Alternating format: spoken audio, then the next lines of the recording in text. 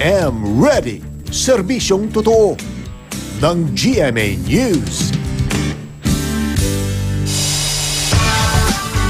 Mga kapuso, wala na po sa bansa ang Bagyong Tino. Gaganda na po ang ating mga panahon dahil nakalabas na po ito ng Philippine Area of Responsibility ngayong araw. At ayon sa Pag-asa, huling namataan ang sentro ng bagyo na may international name na WIFA sa layong 1,190 kilometers. Diyan po sa may hilagang silangan ng Basco, Batanes. At bahagyang humina ito, taglay ang lakas ng hangin aabot sa 150 kilometers per hour at bugsong hanggang 185 kilometers per hour. Kumikilos ito pahilaga-hilagang silangan sa bilis na 20 kilometers per hour.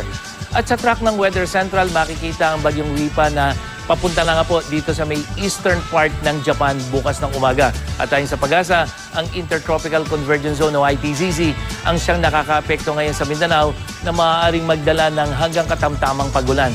Base sa datos ng Weather Central ngayong araw, maaliwalas ang panahon sa Palawan habang makulimlim na kalangitan naman po dito sa malaking bahagi ng Luzon.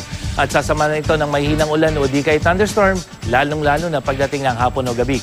At sa Visayas, bahagyang maulap at magkakaroon din po ng mga pagambon, liban na lamang dito sa ibang bahagi ng central at western section na posibleng may katamtamang pagulan.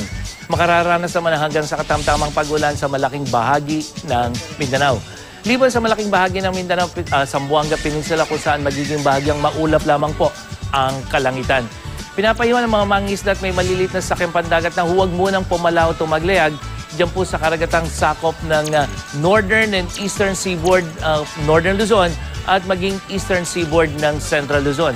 Nakataas ang gale warning sa mga nabanggit na lugar, ibig sabihin maaaring umabot po sa higit na 4 na metro ang taas ng mga alon dyan. At yan ang latest mula sa GMA Weather. Para sa iba pang detalye, bisitahin ang GMA Weather webpage, i-like at i-follow rin kami sa Facebook at Twitter. Ako po si Nathaniel Cruz para sa I Am Ready, serbisyong totoo ng GMA News. Maraming salamat, Mang Tani.